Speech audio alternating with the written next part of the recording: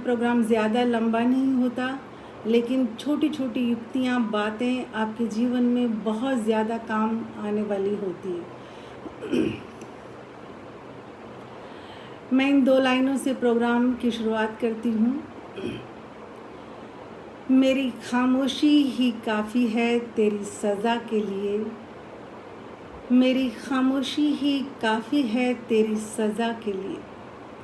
जी हाँ दोस्तों, बहुत बार क्या होता है कि हम जीवन में अगर कोई हमारे साथ अच्छा नहीं करता, कुछ कटु वचन बोलता है या और कोई बुरी घटना होती है, तो हम और उसे सज़ा नहीं दे पा रहे होते, बदला लेने की स्थिति में हम नहीं हैं, तो खामोश हो जाते हैं। लेकिन हम जुबान से खामोश हो गए, उसकी वो बात, उसकी वो घटना या दर्द भरे वचन हमें बार बार याद आते रहते हैं जीवन में। और कई बार तो ऐसा होता है कि पिछले 10 वर्षों की घटना भी जब हम याद करते हैं कि हमसे किसी ने ऐसे कटु वचन कहे, तो वो हमें ऐसे महसूस होता है कि जैसे आज ही हमारे साथ ये हुआ हो।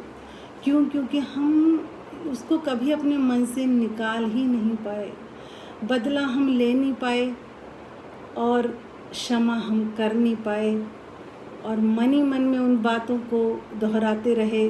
उसका कारण ये होता है कि हम धीरे धीरे किसी भी मानसिक या शारीरिक बीमारी का शिकार हो गए।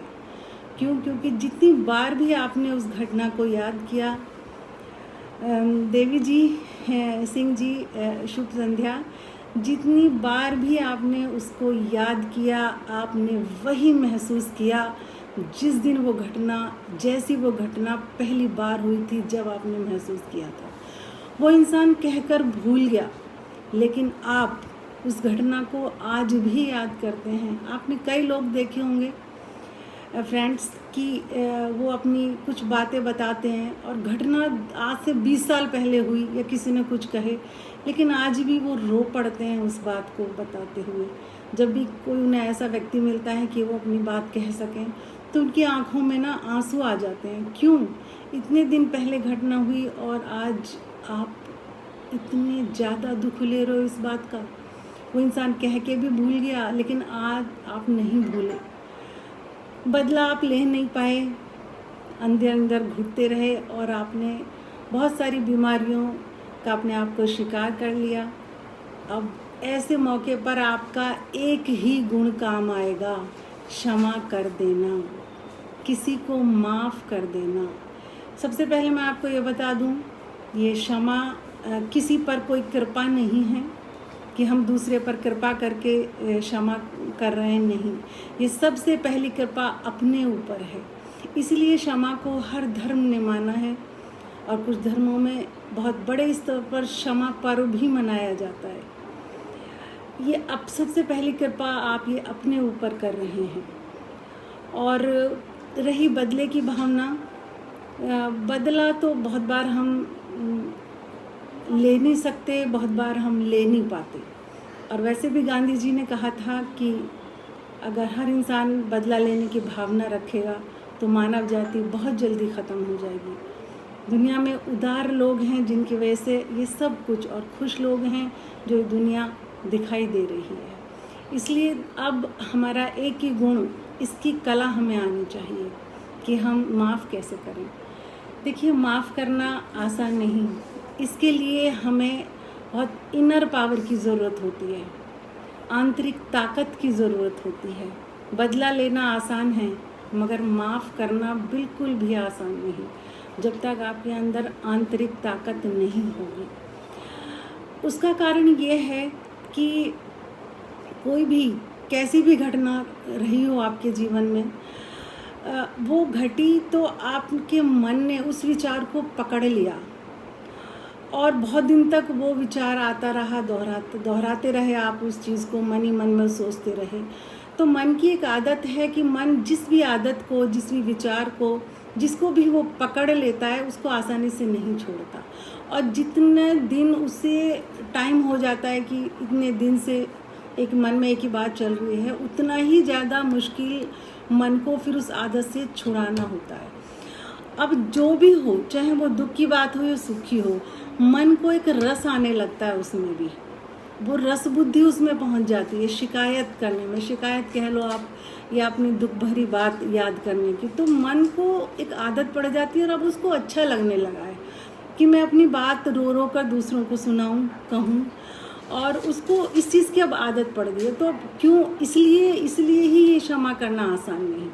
अब आपको मन की इस आदत को भी छुड़वाना है। बार बार आप अपने आप को याद दिला रहे हो, उन बातों को कह रहे हो दूसरों से।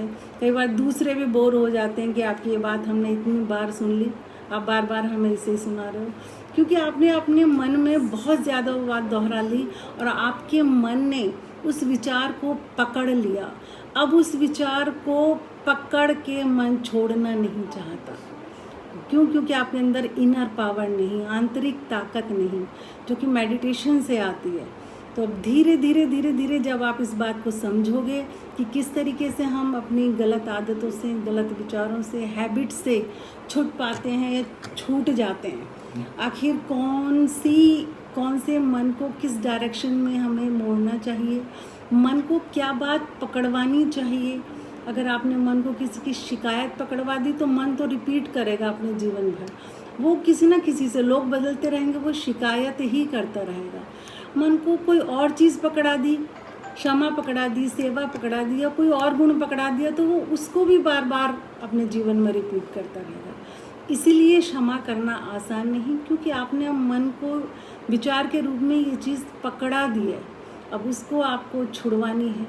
इसलिए कहते हैं क्षमा करना आसान नहीं, बदला लेना आसान है। लेकिन अगर आप तैयार हैं इस सब चीज़ के लिए कि हाँ, अब हम अपनी इन गलत बातों को, कंप्लेन की आदत को, ये पुराने जितने भी दुख और शिकायतें हैं, उन लोगों को जिन्होंने हमारे साथ अच्छा नहीं किया, सच में हम भूल जाना चाहते हैं और उनको क्षमा कर देना चाहते हैं।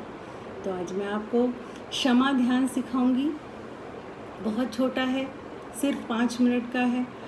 आपको डेली कोशिश करें आप एक ही टाइम पर और एक ही जगह करें। वैसे ऐसा कुछ कोई फास्ट रूल नहीं है, अगर आपको टाइम नहीं मिलता तो दिन में एक बार आप इस क्षमा ध्यान को ज़रूर करें बैठकर, और इसको 21 डेज़ तक करना है। आप कोई भी समय निश्चित कर सकते हैं, सुबह का, रात को सोने से पहले, या जब भी आपका भजन पूजा करने का, या जो भी जिस भी धर्म से आप रिलेटेड हैं, जो भी उस धर्म के प्रति आप जो भी कुछ करते हैं, दिन में एक बार वो टाइम भी आप रख सकते हैं। आप बिल्कुल सीधे बैठें जब आप क्षमा ध्यान करें। अपनी सांसों को ठीक करें, 10 बार सांस लें और छोड़ें।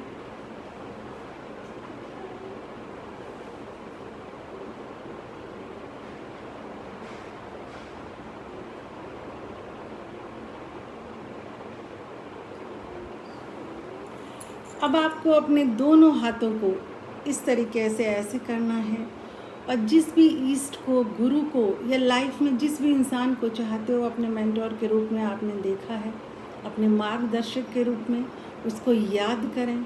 सबसे पहले ईस्ट को, गुरु को, जिसे भी आप मानते हो, 1 मिनट के लिए याद करें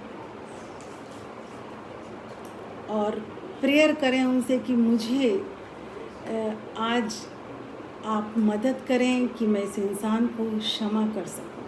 अपने दोनों हाथ आप ऐसे रखें। जिस भी व्यक्ति ने आपसे जो भी कटु वचन कहे, या कुछ भी बुरा किया, धोखा किया, कुछ भी शिकायतें चाहें, उससे आप आंखें बंद करके दोनों हाथों के बीच में उसके चेहरे को विजुअलाइज करें। कल्पना रूप में देखें कि आपके दोनों हाथ के बीच में उस इंसान का चेहरा है, और अब मैं जो बोलूँ वही आपको बोलना है 21 टाइम। ठीक है, आप उसका नाम लेकर भी बोल सकते हैं और वैसे भी बोल सकते हैं। दोनों हाथों के बीच में इस तरीके से आंखें बंद करके उसके चेहरे को आप विजुअलाइज करें, अपनी कल्पना में देखें और बोलें। आप उसका नाम भी बोल सकते हैं, ABCD जो भी बोलना हो। सुने ध्यान से। आज मैंने तुम्हें माफ़ कर दिया। मेरे साथ बोलें।